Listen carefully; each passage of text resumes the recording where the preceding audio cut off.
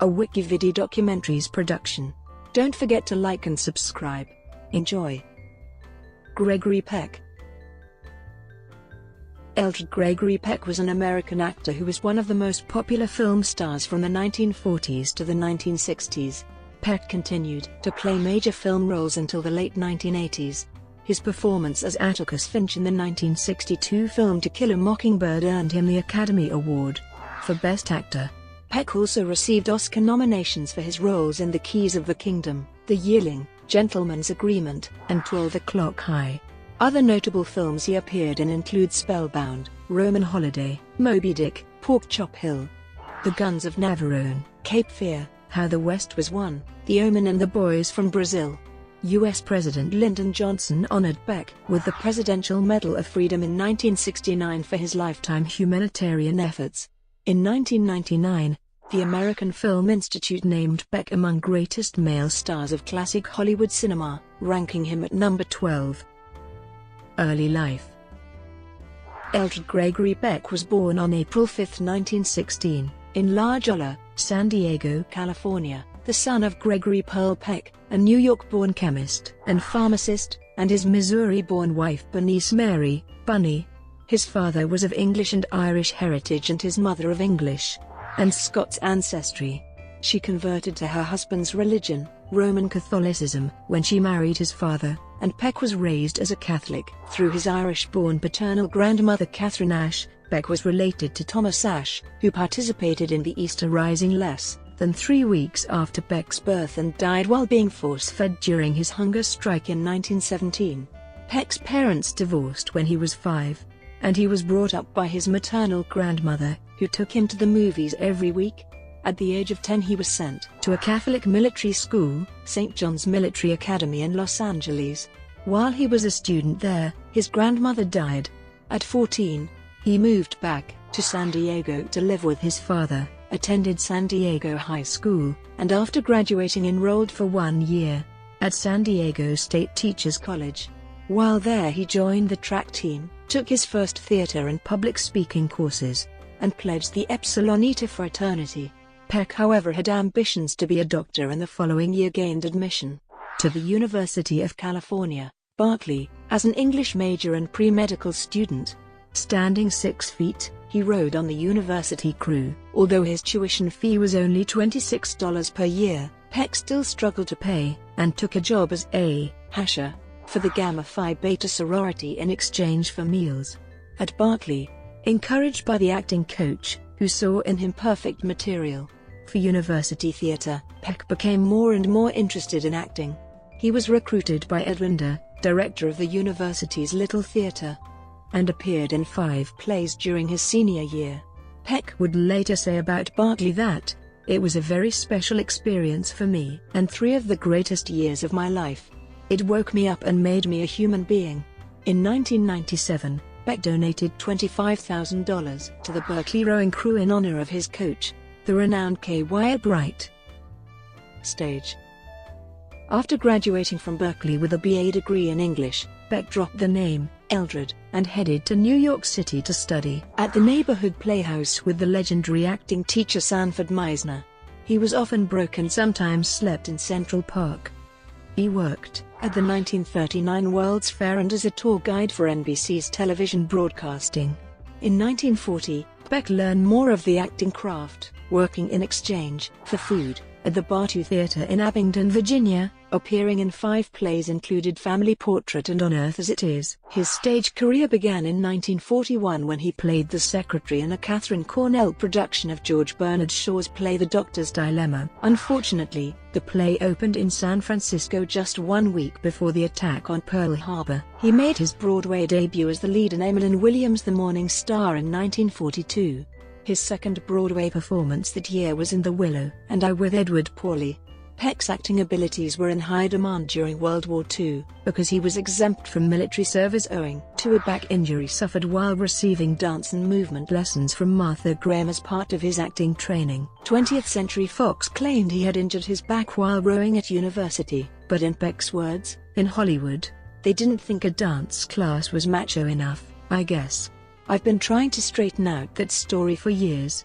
In 1947, Peck co-founded the La Jolla Playhouse, at his birthplace, with Mel Ferrer and Dorothy Maguire. This summer stock company presented productions in the La Jolla High School auditorium. From 1947 till 1964, the La Jolla Playhouse reopened at a new home in 1983 at the University of California, San Diego. Still thrives today. It has attracted Hollywood film stars on hiatus both as performers and enthusiastic supporters since its inception. Film.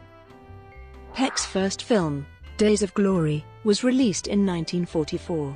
He was nominated for the Academy Award for Best Actor 5 times, 4 of which came in his first 5 years of film acting, for The Keys of the Kingdom, The Yearling, Gentleman's Agreement, and 12 O'Clock High.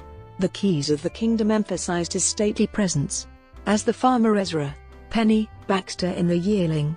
His good-humored warmth and affection toward the characters playing his son and wife confounded critics who had been insisting he was a lifeless performer. Duel in the Sun showed his range as an actor in his first, against-type, role as a cruel, libidinous gunslinger.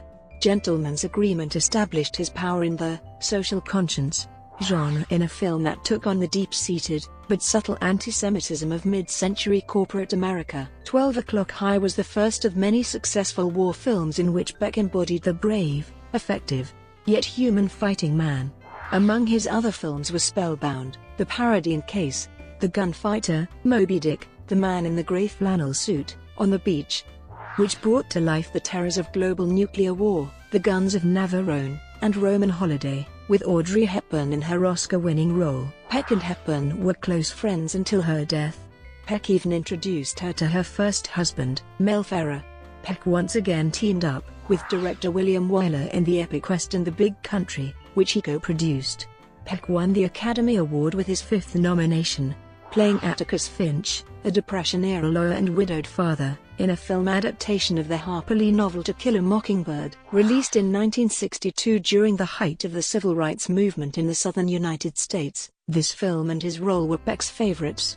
In 2003, Peck's portrayal of Atticus Finch was named the greatest film hero of the past 100 years by the American Film Institute. Peck served as the president of the Academy of Motion Picture Arts and Sciences in 1967. Chairman of the Board of Trustees of the American Film Institute from 1967 to 1969, Chairman of the Motion Picture and Television Relief Fund in 1971, and National Chairman of the American Cancer Society in 1966. He was a member of the National Council on the Arts from 1964 to 1966. A physically powerful man, he was known to do a majority of his own fight scenes, rarely using body or stunt doubles. In fact, Robert Mitchum, his on-screen opponent in Cape Fear, told about the time Peck once accidentally punched him for real during their final fight scene in the movie. He felt the impact for days afterward. Peck's rare attempts at villainous roles were not acclaimed. Early on, he played the renegade son in the western Duel in the Sun and, later in his career, the infamous Nazi Dr. Joseph Mengele in The Boys from Brazil co-starring Laurence Olivier. Later work. In the 1980s, Peck moved to television, where he starred in the miniseries The Blue and the Grey, playing Abraham Lincoln.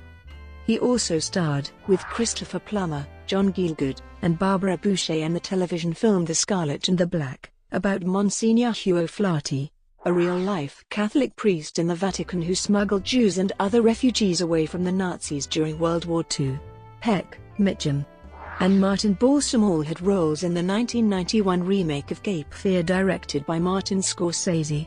All 3 were in the original 1962 version. In the remake, Peck played Max Caddis' lawyer. His last prominent film role also came in 1991, in Other People's Money, directed by Norman Jewison, and based on the stage play of that name. Peck played a business owner trying to save his company against a hostile takeover bid by a Wall Street liquidator played by Danny DeVito. Peck retired from active filmmaking at that point. Peck spent the last few years of his life touring the world doing speaking engagements in which he would show clips from his movies, reminisce, and take questions from the audience. He did come out of retirement for a 1998 miniseries version of one of his most famous films, Moby Dick, portraying Father Maple, with Patrick Stewart as Captain Ahab, the role Peck played in the earlier film. It would be his final performance. and it won him the Golden Globe for Best Supporting Actor in a Series, Miniseries or Television Film. Peck had been offered the role of Grandpa Joe in the 2005 film Charlie and the Chocolate Factory, but died before he could accept it. The Irish actor David Kelly was then given the part. Politics.